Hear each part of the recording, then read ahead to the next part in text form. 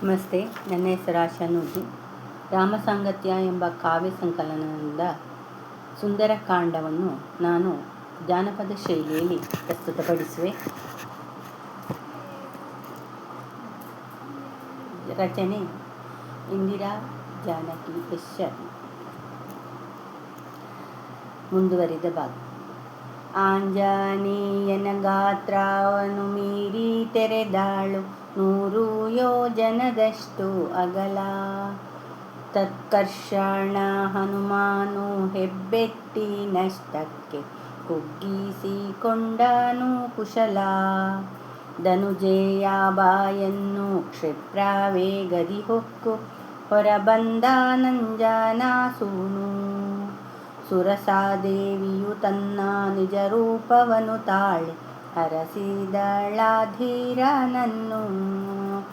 ಕ್ಷಾರಾಂಬುದಿಯ ಗರ್ಭದಾಳದುಳಿರುವ ಸಿಂಹಿಕೆ ಎನ್ನುವ ದುರುಳೆ.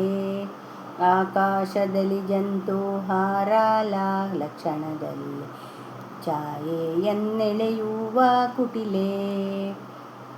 ಗಗನ ಮಾರ್ಗದಿ ಮುಂದೆ ಗಮಿಸುತ್ತಲಿರುವಂತೆ ಹಿಡಿದೆಳೆದಂತಾಗೆ ವೇಗ. ಸುಗ್ರೀವ ನುಡಿದಿದ್ದ ಧೂರ್ತೆಯ ಚಹರೆಯ ಹನುಮಾನು ನೋಡಿದನಾಗ.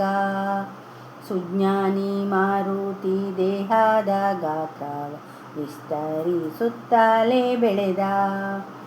ಅಟ್ಟಿ ಬಂದಳು ತನ್ನ ಬಾಯನ್ನು ತೆರೆಯುತ್ತ ಸಿಂಹಿಕೆಯ ರವದಿಂದ. ವಜ್ರಾಂಗ ಕಪಿವೀರ ವಪುವನ್ನು ಕುಗ್ಗಿಸಿ ತೆರೆದಿದ್ದ ಬಾಯೊಳಗಿಳಿದ.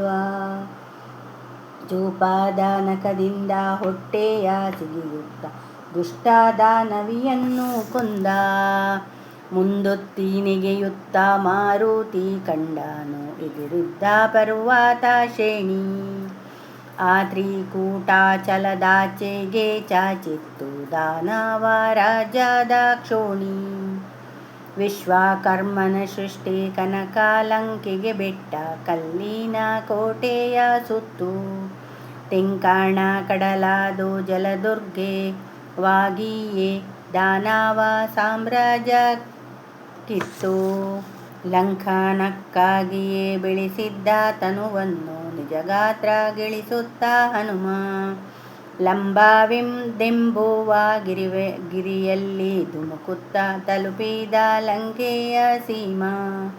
ಸೀತಾದರ್ಶನಕ್ಕಾಗಿ ಕಾತರನಾಗುತ್ತ ಪಟ್ಟಣದೆಡೆ ಬಂದ ಹನುಮ. ಅಮರಾವತಿಯ ರೀತಿ ಕಂಗೊಳಿಸುತ್ತಲಿತ್ತು ದಶಶಿರ ನೆಲೆಸಿದ್ದ ಧಾಮ. ಸೂರ್ಯಸ್ತಮಿಸಲು ವಾಯುಕುಮಾರನು ಪುರದೆಡೆ ಮುಂದೊತ್ತಿ ನಡೆದ. ಲಂಕೆಯ ರಕ್ಷಣೆಗಾಗಿಯೇ ನಿಂತಿದ್ದ ಲಂಕಾದೇವತೆಯನ್ನು ಕಂಡ. ವಾನರನನ್ನು ನೋಡಿ ಕಾಳ್ಮಿಗವೆನ್ನುತ್ತ ಗದರಿದಳ್ ಕಾವಲಿನವಳು. ಒಳಗಡೆ ಗಡೆಯಿಂಡೆ ಬಿಡಲಾರೆ ನಿಂದಾಳು ಹನುಮಂಗೆ ಹಾಕಿ ಸವಾಲು. ನನ್ನನ್ನು ಜಯಿಸದೆ ನಗರವ ಹೊಗಲಾರೆ ಎಂದಾಳು ಬಿರುನುಡಿಯಿಂದ. ಒಳಸೇರಲಾಗ್ರಹಿಸಿದ ಹನುಮಂತನ ತದಕಿದ ಹೊರಟು ಕೈಯಿಂದ. ಲಂಕಾದೇವತೆ ಕೊಟ್ಟ ಹೊಡೆತದಿ ಮಾರುತಿ ಸಿಡಿದೆದ್ದು ಮುಷ್ಟಿಯ ಹೊಸೆದ. ರಾಕ್ಷಸಿಯು ರದಳು ವಜ್ರಘಾತವನಿಕ್ಕಿ ತ್ವರೆಯಿಂದ ನೆಲದೊಳು ಕೆಡೆದ. ನಗರಾದಿ ದೇವತೆ ಕೆಳಬೀಳೆ ಸ್ತ್ರೀಯೆಂದು ದಯೆ ತೋರಿಸಲು ಪಾವಮಾನಿ.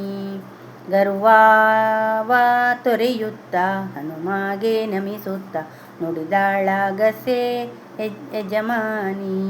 ಮುಂದೊಂದು ದಿನದಲ್ಲಿ ವಾನರನೊಬ್ಬನು ನಿನ್ನನ್ನು ಗೆಲ್ಲುವೆನೆಂದು.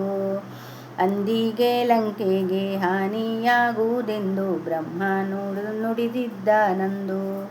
ನಿನ್ನ ದರ್ಶನದಿಂದ ಜೇಷನಿಗೆ ಅಂತ್ಯ ಕಾಲವು ಬಂದಿಹುದೀಗ, ಮಂಗಳಕರವಾದ ಪಟ್ಟಣದೊಳಹೊಕ್ಕು ಸೀತೆಯನ್ನರಸು ಬೇಗ.